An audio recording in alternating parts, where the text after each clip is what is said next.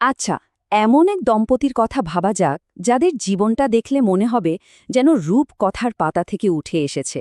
দামি গাড়ি, ঝাঁচকচকে পার্টি আর সোশ্যাল মিডিয়ায় উপচে পড়া ভালোবাসা। বাইরে থেকে সবকিছু একেবারে পারফেক্ট। কিন্তু এই ছকচকে পর্দার আড়ালে যে কি ভয়ঙ্কর একটা সত্যি লুকিয়েছিল তা শায়দ কল্পনাও করা কঠিন। চলুন আজ অবিনাশ আর চন্দ্রিকার সেই আসল মুখোশটা খুলে ফেলা যাক। দেখুন, একদিকে তারা যা দেখাতো আর অন্যদিকে যা ছিল তার মধ্যে আকাশ পাতাল তফাত। একদিকে বিলাসবহুল জীবনযাত্রার ঝলকানি আর অন্যদিকে ঋণের এক বিশাল পাহাড়। একদিকে সমাজের উঁচুতলার মানুষদের সাথে ওঠা বসার ছবি, আর অন্যদিকে নিছকই এক মিথ্যার জাল। আর যে পরিবারটাকে বাইরে থেকে এত সুখী মনে হতো তার ভেতরে ছিল শুধু ঠান্ডা মাথায় করা পরিকল্পিত নৃশংসতা। তো চলুন প্রথমেই ঢোকা যাক অবিনাশ প্রজাপতি আর চন্দ্রিকা পালিওয়ালের খুব যত্ন করে বানানো সেই নিখুঁত মিথ্যার দুনিয়াটায়। সোশ্যাল মিডিয়ায় ওদের জীবনটা ছিল একেবারে স্বপ্নের মতো।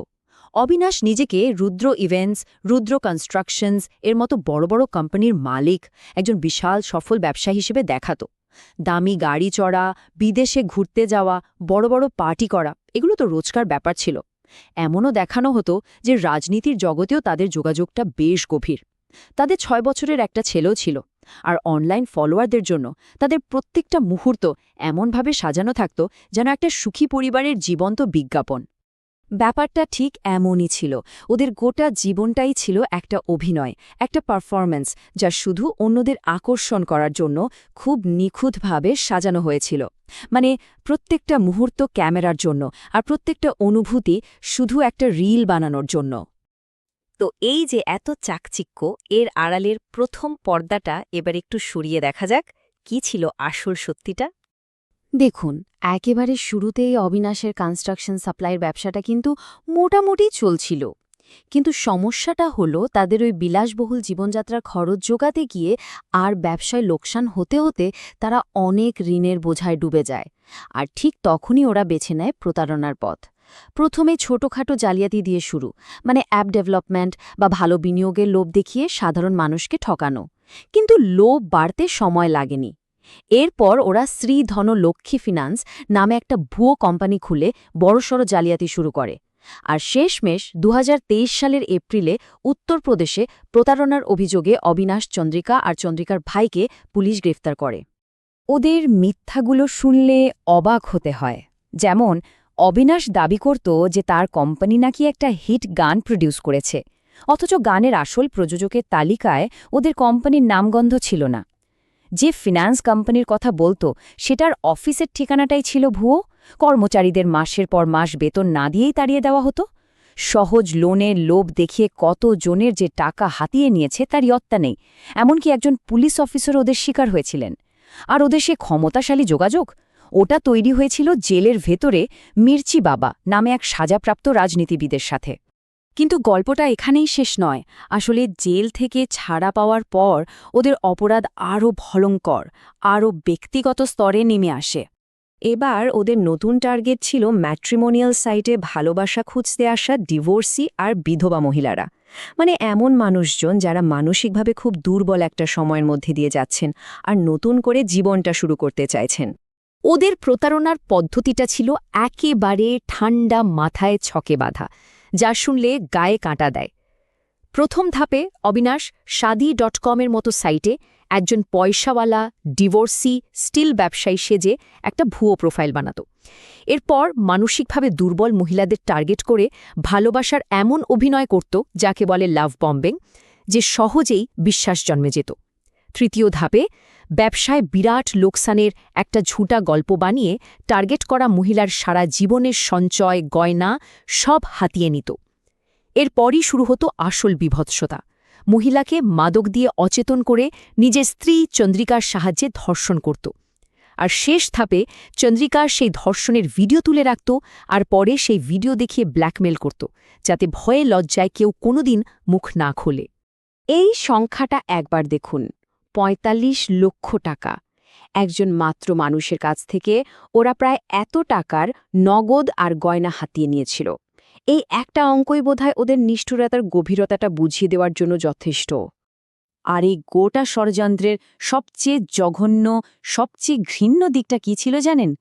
চন্দ্রিকার সরাসরি অংশগ্রহণ। সে শুধু অবিনাশের অপরাধের সঙ্গী ছিল না, সে ওই অসহায় মহিলাদের সামনে অবিনাশের মা সেজে অভিনয় করত আর নিজের হাতে সেই পাশবিক অত্যাচারের ভিডিও রেকর্ড করত। ওরা ভেবেছিল লজ্জার ভয়ে, অপমানের ভয়ে ওদের শিকাররা কোনোদিন মুখ খুলবে না, কিন্তু ওরা একজন সাহসী মহিলার মানসিক শক্তিকে খুব ছোট করে দেখেছিল। আসলে এটা ওদের প্রথম অপরাধ ছিলই না। এই চার্টটা দেখুন, এর আগেও উত্তরপ্রদেশ, মধ্যপ্রদেশ, চণ্ডীগড়ের মতো ৩টে রাজ্যে জালিয়াতির জন্য ওদের বিরুদ্ধে মোট ৮টা মামলা চলছিল। ওরা আসলে দাগী অপরাধী ছিল। ম্যাট্রিমোনিয়াল সাইটে প্রতারণার শিকার হওয়া প্রথম মহিলাটি এই ঘটনার পর সাংঘাতিক ডিপ্রেশনে চলে গিয়েছিলেন, কিন্তু সেই ভয়ঙ্কর মানসিক অবস্থার মধ্যেও তিনি হিম্মত হারাননি। অসীম সাহস জুগিয়ে নিজের পরিবারকে সবকিছু খুলে বলেন আর পুলিশের কাছে যাওয়ার সিদ্ধান্ত নেন। আর এই একটা পদক্ষেপই সবকিছু ওলটপালট করে দেয়। ভোপাল পুলিশে এফআইআর দায়ের করা হলো। তার সাহস দেখে আরও একজন ভুক্তভোগী সামনে আসার সাহস পেলেন।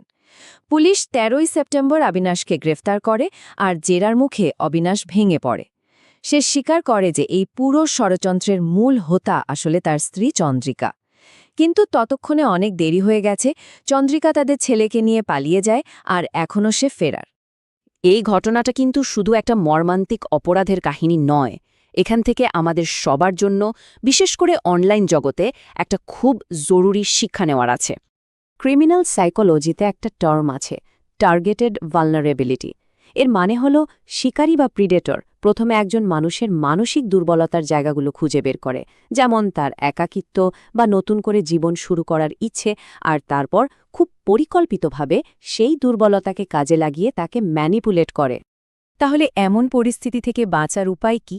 কিছু রেড ফ্ল্যাগ বা সতর্ক সংকেত আছে যেগুলো কখনোই এড়িয়ে যাওয়া উচিত না। যেমন লাভ বম্বিং, মানে পরিচয়ের কয়েকদিনের মধ্যেই অতিরিক্ত অ্যাটেনশন দেওয়া, ভবিষ্যতের আকাশকুসুম স্বপ্ন দেখানো।